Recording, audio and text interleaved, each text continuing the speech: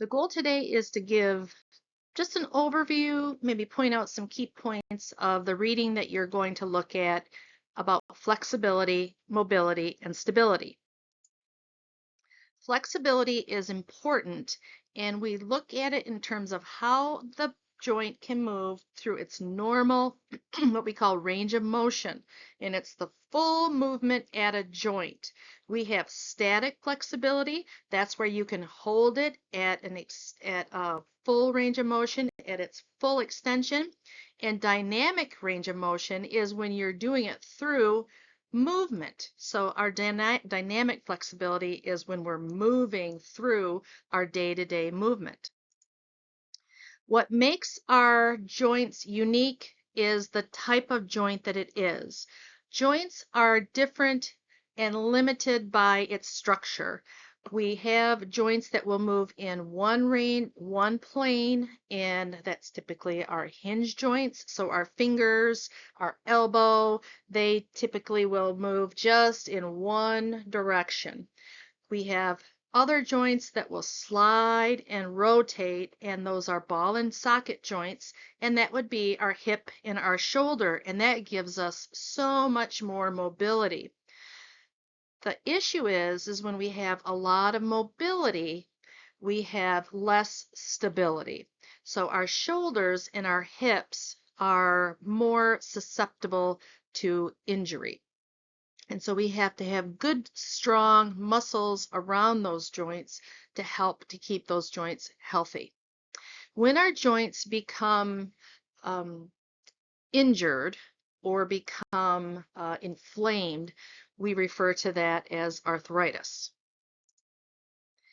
When you look at a joint, they have a capsule, and the capsule contains a fluid which lubricates, keeps that joint surface really healthy, keeps the surface uh, nice and smooth, keeps the surfaces able to slide and move appropriately and freely.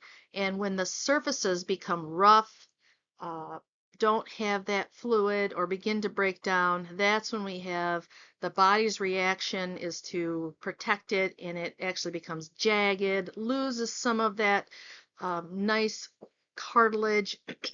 We get limited range of motion, sometimes bone growth, and that's where we start to get pain, limited movement, and arthritis and other problems, bone spurs, and a lot of pain. Flexibility is determined by not just the type of joint, but by the tissues that surround the joint itself. So there are soft tissues, which is going to be the skin, the muscles, the structures around the joint itself. So we have blood vessels, ligaments, muscles, nerves. Those are soft tissues. There is also some very collagen, which really gives support, the connective tissue, and that's that fibrous tissue, which is the stability component. And those fibers are really important with keeping a nice firm hold, so there's not too much give. But we also want to have some stretch because we want the joint to be movable.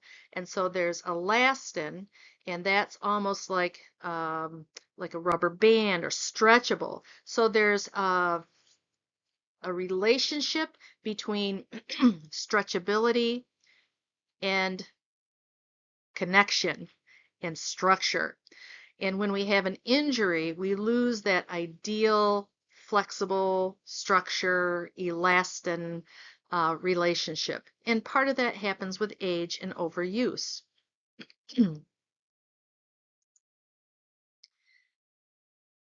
So we have the structural type of joint. We have the types of tissues that surround the joint, but we also have the nervous system that helps to protect the joint. And one of the components of the nervous system that's involved is a proprioceptor. And the proprioceptors, there are different types, and they are involved in receiving information about how the muscles which surround the joint and cause joint movement, what happens with the length of the muscle and how fast that muscle length changes. That information gets sent up that muscle neuron, up to the spinal cord, and gets sent back, and a corresponding reaction occurs. So, depending on how slow or fast, how long, if it's a short change, a long change, there's a corresponding reaction that occurs on the front of the joint and the back of the joint. And that is really to help preserve the structure of the joint itself. So if you think about if you are kind of sleepy and you're standing up and you start to nod off, when you start to lose your balance a little bit and you jerk, and you kind of like, ooh, stir, and you come back to a standing position, your proprioceptors are noticing the muscles lengthening as you stretch over, and your proprioceptors notice that your center of gravity is changing, and so you have a contraction to bring yourself back up to that standing position, and those help you from falling over. So your proprioceptors, your nervous system helps you from falling and also basically helps the structure of the joint to be maintained. And so the speed and the length of that nervous proprioceptor response is important with regulating what happens at that joint. And we utilize that response when we're stretching. Now, flexibility is important for a number of reasons. When we maintain good joint flexibility, we end up keeping our joints themselves healthy. And by keeping a good range of motion, we keep the fluid, and it's almost like the oil in we're oiling or lubricating our joint fully through that full range of motion, and that joint is nice and lubricated all through its lubrication. When you don't have a full range of motion, part of your joint isn't getting lubricated, and so it can lead to it getting deteriorating. So part of your cartilage can start to deteriorate, and that causes a normal decrease in range of motion and can cause your joint lining to deteriorate. And so that is part of your joint health. So keeping that range of motion is really important for overall joint health. So flexibility, maintaining flexibility is important for your overall body health. A part of your body that is really critical is your low back. By the time probably everybody is at some point had some sort of low back pain. We can have acute low back pain where like, oop, I hurt myself and I have a short-term back pain, or chronic back pain, and that's where it is pain that might be due to an injury and it lasts for over 6 weeks or over 3 months. When we have not a good support around our spine or good stability around our spine, when we have poor flexibility that supports the muscles that support our spine, part of that is our core muscles, our hips, our knees, our abdomen.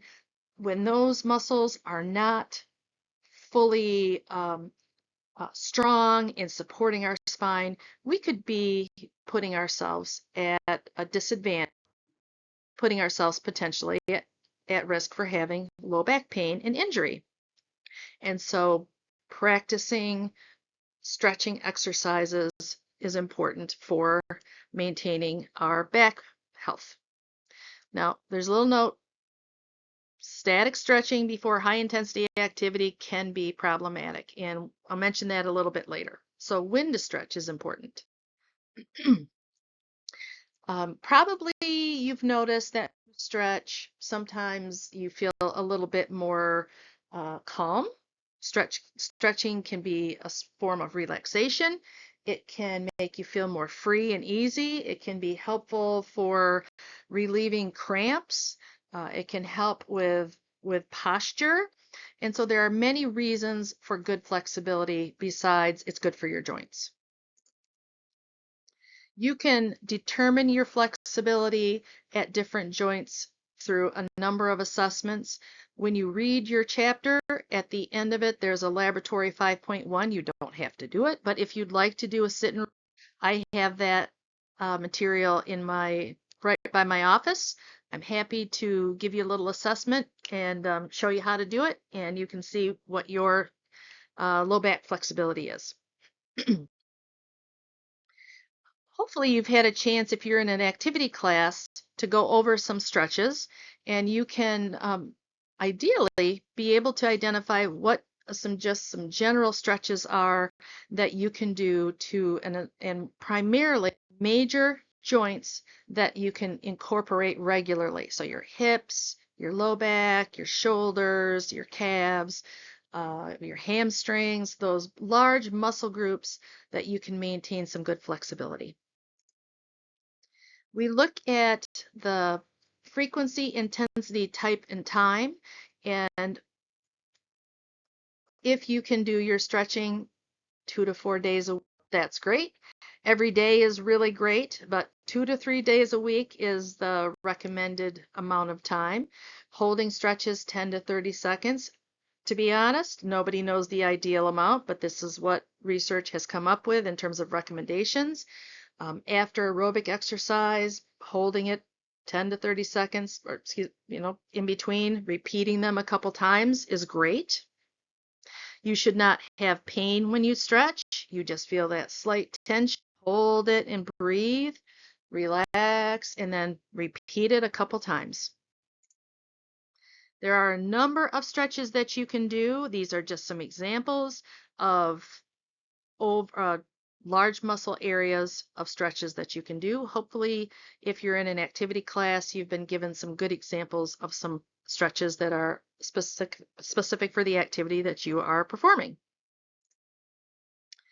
Static stretching is holding that stretch.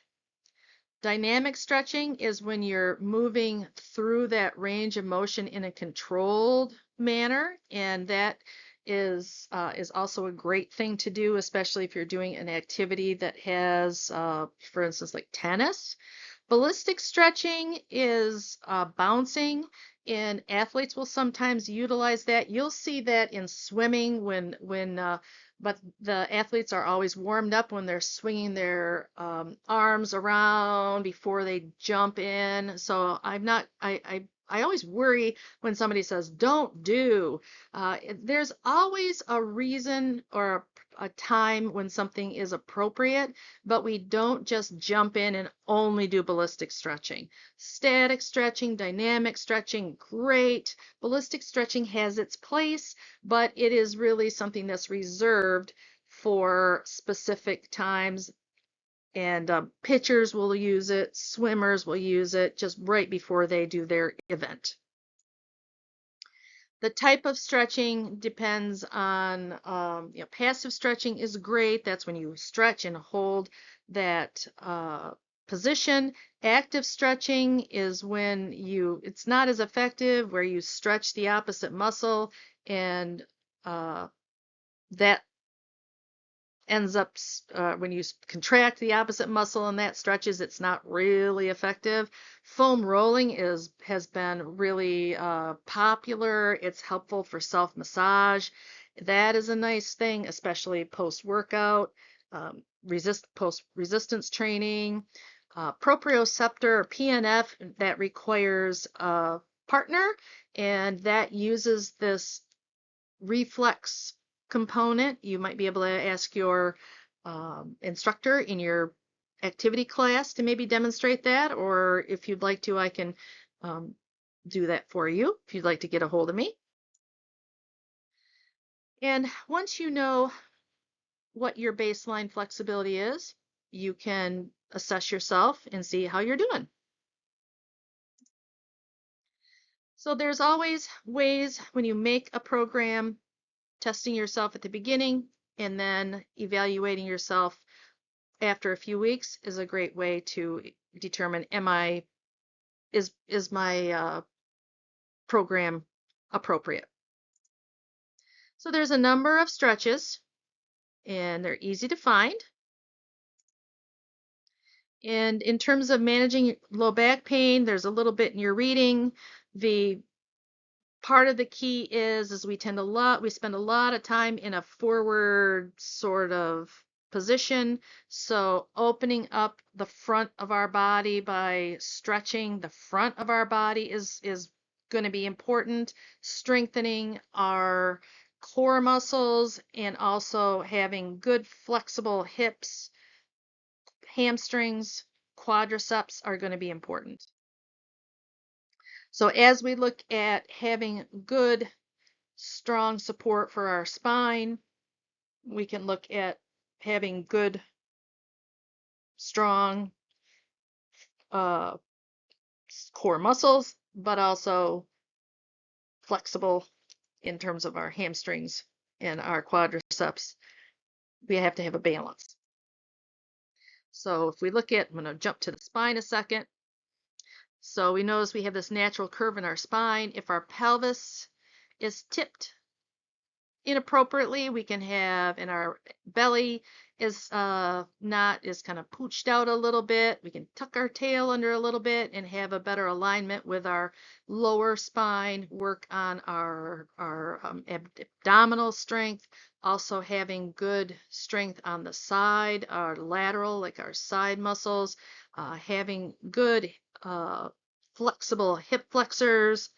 And also there's some deep hip muscles that are historically always a challenge, and that's your psoas muscles. Those are always tend to be kind of tight because we use our hip flexors walking upstairs. So as we look at the spine, we also are at a potential risk for having problems with our discs. And a reason why we do have challenges with our nerve roots is if you look at a spine, the nerve roots come out from a very small space between the bones of the spine that radiate from the body of the spine. And if you get that disc between the bones of the spine that bulge, they push up against the nerve. So the disc is kind of a blue. If that gets bulged out and pushes up against a nerve, then that nerve is irritated and pinched, and it can cause pain all the way down that nerve, which goes down your leg. So it can be a really challenging and uncomfortable circumstance to have that happen. So having being careful on how you lift things, having a strong uh, core, and lifting things appropriately, really important. And you're probably working on your core muscles. So there's your core muscles, your abdomen, pelvic floor, trunk, anything that attaches to your ribs, spine, pelvis. And you can see all the muscles that are the superficial muscles. They're listed here for you. The hip muscles, there are a lot of hip muscles. Piriformis is the one that tends to be one that's also a problem. Let's see here, iliopsoas, another one. And yeah, there you go. And that's the front. And then here's your back. So a lot of muscles involved with your core. So your core muscles are important for spine, but also with holding you upright. And so using functional movements being aware as you do, doing multi-joint movements, those are all important for keeping your core healthy. When we have problems with our back, it's usually associated with posture and lifting things poorly and sitting too long. So as you get up every 45 minutes and take a little walk. Bring your knees to your chest and roll on your spine and give your back a little rest. Lay on your belly and lift your chest up and then roll over and bring your knees to your chest. Do some bridges. Give that spine a little bit of motion forward and sideways and move that spine around and work on keeping that spine moving and your muscles active. All right. Let's see. Anything else? Oh yeah, don't sit in the car too long when you drive. Get up, stop, get up and stretch. Get up and stretch. People get back pain when they take that 6-hour drive and then they get out of the car and they all of a sudden start doing something. That's a recipe for having problems with your back. A little bit about acute back pain. That's when you have injury to your, like a muscle strain. It helps when you put cold heat, cold heat. NSAIDs or non-steroidal anti-inflammatory like a Motrin or ibuprofen is helpful. If it doesn't go away very quickly, then you might need to get something a little bit more potent. See your physician. Don't let that go too long. Chronic back pain might need a little bit more care, and sometimes it needs a little bit more treatment in terms of deep treatment. Might need some work on addressing how your mechanics are, maybe some treatment with education on how to do things a little bit differently. And so there are some different tools that you can use. There's a number of exercises, and we're going to go ahead and you can take a look at that. Good examples of exercises to do. Okay. And static stretches, they're best to do after your exercise. If you injure your back, do not rest. Laying down and resting in bed is not what is best to do anymore. We know that stopping moving is not desirable. It's best to take some heat, cold, ibuprofen, gentle movement. Bed rest is contraindicated, and do not bounce. So that is what is up for this chapter.